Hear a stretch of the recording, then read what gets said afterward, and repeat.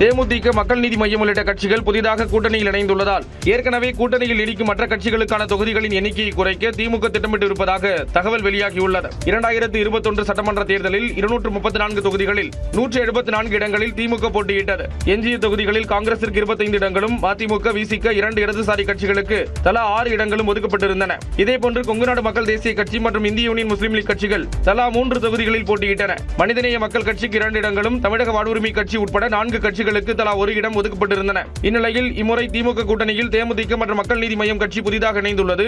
இதனால் கடந்த தேர்தலில் பெற்ற தொகுதிகளை விட இம்முறை குறைவாக பெற்றுக் கொள்ள வேண்டும் என கூட்டணி கட்சிகளிடம் வலியுறுத்த திமுக திட்டமிட்டு இருப்பதாக தகவல் வெளியாகியுள்ளது. அதே சமயம் திமுகவும் கடந்த தேர்தலில் போட்டியிட்ட தொகுதிகளை குறைத்துக் கொண்டு 165 முதல் 170 தொகுதிகளில் போட்டியிட வாய்ப்பு இருப்பதாக கூறப்படுகிறது. உதயசூரியன் சின்னத்தில் போட்டியிடும் கூட்டணி கட்சிகளையும் சேர்த்து 174 தொகுதிகளில் திமுக போட்டியிடக்கூடும் என்று எதிர்பார்க்கப்படுகிறது.